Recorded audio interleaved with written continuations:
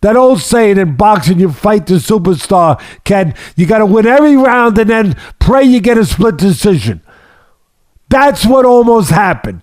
That is putting that to reality. That analogy, that old saying, that was brought out. That was put there in perfect explanation, illustration the other night.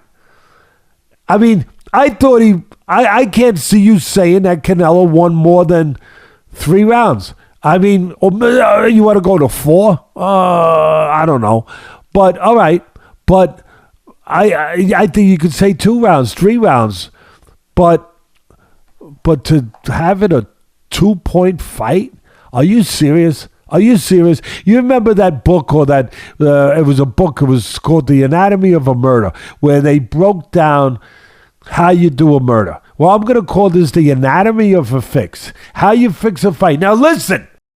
People are going nuts. They haven't even heard it yet, and they're going nuts because there's something vibrating in the air making them think they're going to hear something tomorrow after this gets edited and put up. So they're already getting nuts. It's in the air. Get nuts. Get nuts. Matter of fact, I want to add something to Rob. He just reminded me.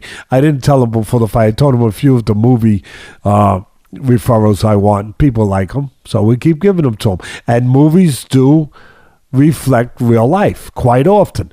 So there was a movie. I can't remember the name of it, Ken.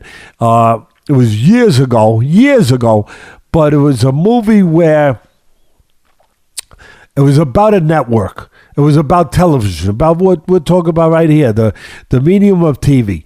Guy going on the news every night and talk. And this guy was getting a little nuts, kind of like me, I guess, except I have more hair than him. Anchorman. He was. I don't know. No, it wasn't Anchorman. It was something else. And I think Faye Dunaway was in it. I'm not sure, but anyway, Rob's gonna find it, and he was on the air giving the news, giving his stuff, and he was missing a little hair, like I said. Me and you have been blessed. We good genetics with the hair.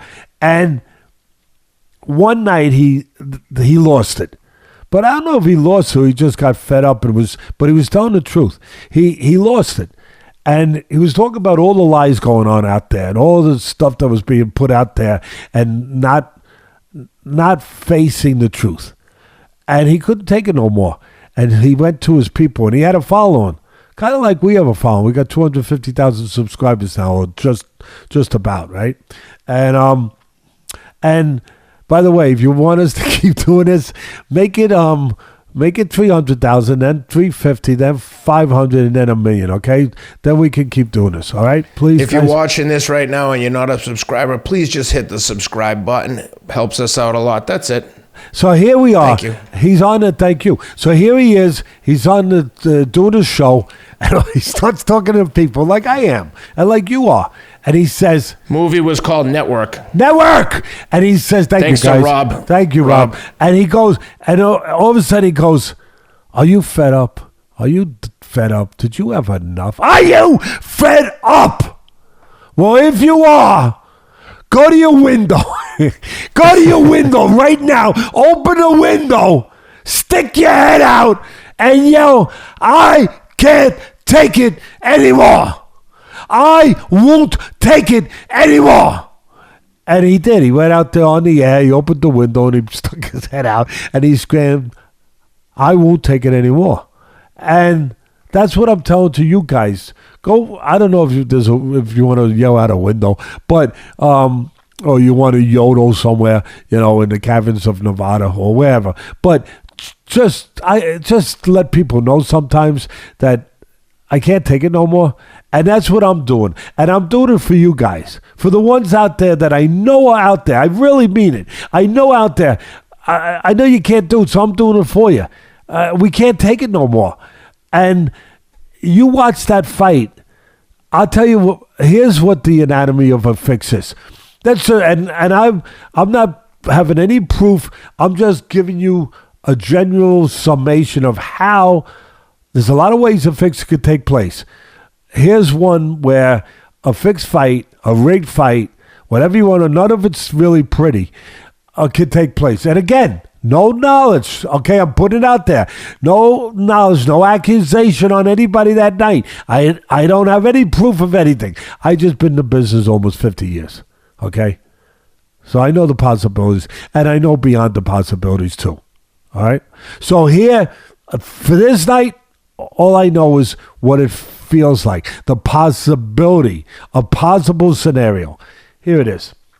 Did you guys look at those scorecards? I know Rob's going to put them up because I asked him before the show. But here, I'll tell you, they're all three are the same. They had 4 rounds. The first 4 rounds for Canelo and the 9th round for Canelo. All of them same exact score. Okay, now let's just say anatomy of a fix. Let's just say, again, no proof. But say you wanted to fix a fight. All right. You say, okay, this is the guy. You get together in concert. You get the word to the guys, the judges, whatever. Because you got to, just like if you're going to pull off a heist, you got to have inside guys. You got to have some inside guys to pull the heist off. It's got to be well organized. You can't do it alone. So let's just say, I don't know. But let's just say, conspiracy theory. We'll call it that. Make everyone happy. All right. So now you go and you got your guys, right? The judges, right? Or somebody that influenced them or told them or whatever. And, well, maybe they just know. I don't know. Sometimes things happen. Maybe they just know. They know from the past when I didn't vote for the house fighter, the promoter's fighter, I didn't get any work for a year and a half. I don't want that to happen again. I don't know. So anyway, so they get there and they say, okay, we're all going to get together and give 4 rounds, the first 4 rounds. Now, some of this craziness, I'm going to explain it to you people out there. Stay with me because there's a method to my madness. So you're going to give 4 rounds straight. Why 4, Teddy? Doesn't that look suspicious? The opposite. Because people will say, and the commentators, they said it. They said, well, you got to say one thing. All the judges were consistent. They all voted the same. So that makes you feel better. Oh, yeah. It couldn't have been fixed. They all saw it the same way. That's called an alibi. That's called the alibi. Okay. Now, let's get to the latex gloves. Because you don't want to leave fingerprints. You want to get away with it. So now you got the 4 straight rounds, Kenneth. You got the 4 straight rounds given to Canelo, the guy who you want to win. Now, why did you give 4 straight? Well, here's one possible reason. In boxing, if there's a unintentional headbutt or whatever, elbow, whatever the hell it is, that forces one fighter not to continue, and it happens in the first 4 rounds. The magic number. It happens in the first 4 rounds, Kenneth. The rule is you go to the scorecards to see who's ahead. So they covered that base. Let's just say again, crazy. Teddy crazy. Okay. And now, I got to be honest, I hadn't even thought about this angle ever before, but this is good. This is really good. I got your attention, Kenneth. Now, you got me. Yeah. And that's good. Now you go, you guys ahead. You covered that base. Okay, good. Now here comes the latex gloves. Can't leave fingerprints, buddy. So now you got to even it up. See, you even it up because it's got to be a fair fight. The judge has got to be fair.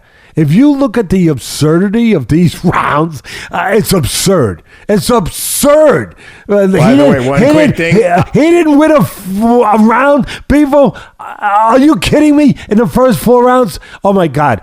I mean, those jams didn't count. He got ahead in that fight. He got ahead. That was part of the plan, fam. Get ahead.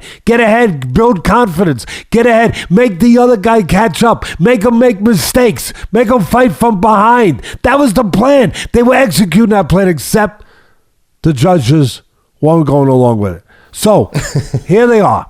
So they even it up because you got to make it look like you have good intentions. You're doing your job. So bang, all in one stroke. I gotta laugh. In concert. Oh my goodness. They give 4. I'm sorry. I just crack up. They give 4 straight rounds now. It's even. Oh, it's even. So later on, when they come in there, when the forensics people come in dusting for fingerprints, they won't find any. So now you got it. You got it an even fight, 4-4. Now what's the next move? Put your guy ahead. Put him ahead slightly, but put him ahead. Okay. So now the next round, the 9th, which he legitimately might have won. I can't remember. There was a round I thought he probably could have won that he won. But anyway, that he fought better, put it that way. And I thought he probably could have won. But anyway, so now you all go and you give the 9th round to break the tie. You got your guy ahead. Now you got your guy ahead. You know what? You kept your guy in a fight that wasn't close. You did your job. You did your freaking job. Your dishonest job, but you did your job. You got your guy ahead going into the championship rounds. You think that's a coincidence? No, I don't. All right. But Teddy, to your point, these are professional judges. They showed up and acted professionally, professionally dishonest, but that's how you do it. Hey, we're committing a crime. Don't be an idiot. Be professional. 100%. Do your job. Well, that's a good point, Ken. So they're undeterred. So now they did their job. They got their man ahead going into the championship round. Now here's the thing that went astray. Went a little haywire from the plan. Now it's up to your guy, the goose, the golden goose. It's up to him to do his part. Bring it home. Because if you do any more here, when you already acknowledge it's not a close fight. See, that's the key you got to keep in your head. It shouldn't be this close. It should not be this close this late, honestly. It shouldn't be anything but this. Anything but this. But they did their job. They kept an unclose fight close down the stretch. Like that same day as the Derby. Down the stretch. You got to be close. Down the stretch. So they keep and here it is. They got it close, and now it's up to Canelo to bring it home because they gave him the lead. Even though he didn't earn it, they gave it to him. And guess what? He couldn't get it home. Bivol won the rounds too clear, especially considering, now remember this, guys, especially considering that it's not like they haven't done it before where they are so without fear of reprisal in this sport, accountability, that it wouldn't be impossible for them to say, freak it, I'll still give them the rounds. But you have to remember this is the key. They already gave him too many rounds he shouldn't have got. So under these circumstances, they couldn't give him these rounds if he didn't earn them. They couldn't. He had to earn them. And he didn't earn them. Bivol went out there and won the fight. And if Bivol doesn't do that, if he doesn't win the fight by really bouncing this guy's head around in the rounds that he did, as big as he did, he don't get it. It's not fair when you say, oh, well, you gotta win it by enough. No, you should just be able to win. In golf, if you win by one stroke, guess what? You won. Okay? Guess what? In baseball, one run, you won. In football, one ball, you won. And nobody told Tom Brady, hey, listen, Tom, you got to win by 21 points. Other than the bookie where there's, we understand, right? Where there's the handicap, and if you want to bet on a game, you got to win by a certain amount of points. Other than that, in real life, win or lose, you just have to win.